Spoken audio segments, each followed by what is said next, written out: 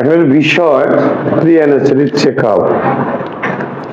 তো অ্যানেস্থেটিক বিষয় বিশেষজ্ঞরা শুধু জানেন যে ওনাদের নিরাপত্তা, পেশেন্টের নিরাপত্তার জন্য চেকআপ দরকার।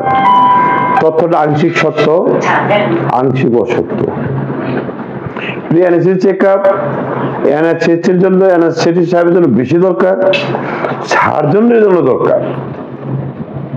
কারণ কি ধরনের জটিলতা তার ছিল ইহা যদি শনাক্ত করা যায়, তাহলে অ্যানেস্থেসিয়া বিশেষজ্ঞের রোগীকে অজ্ঞান করার, বিভিন্ন ওষুধপত্র নির্বাচন করা, পেশেন্ট রিকভারি করার ওষুধ নির্বাচন করা এবং পেশেন্টের সামগ্রিক সময়কালটাকে তাকে নিরাপদ রাখার জন্য, সচেষ্ট হওয়ার জন্য তার শরীরের বিভিন্ন অঙ্গ প্রত্যঙ্গের কার্যবিধি জানা দরকার।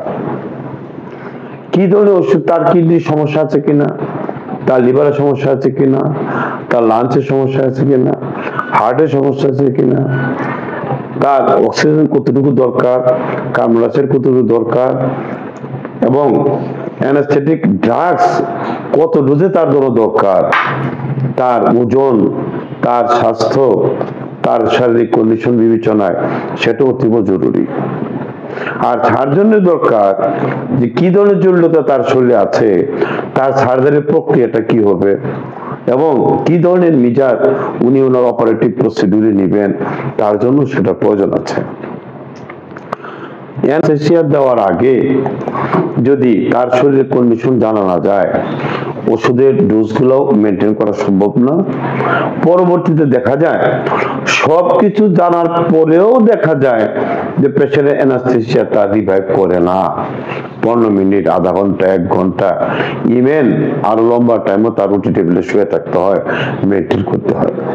আমরা যদি নিশ্চিতভাবে অ্যানেস্থেসিয়া ডাক্তার সাহেব এবং সার্জন এবং অ্যানেস্থেসিয়া টিম যদি নিশ্চিতভাবে জানে রোগীর এই জটিলতা আছে, তাহলে পূর্ব থেকেই তার একটা প্রিকশনের মিজান নেওয়া সহজ হবে এবং যা রোগীর জন্য অনেক কল্যাণকর হবে।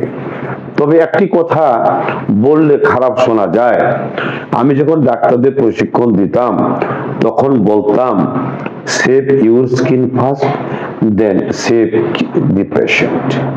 যদি অ্যানেস্থেসিওলজিস্ট যদি রোগীর প্রি অ্যানেস্থেটিক অবস্থা না জানে, তাহলে অ্যানেস্থেসিস্টের নিজের চামড়াও রক্ষা হবে না, পেশেন্টও রক্ষা হবে না। সার্বিক বিবেচনায় এই চেকআপ অত্যন্ত দরকার।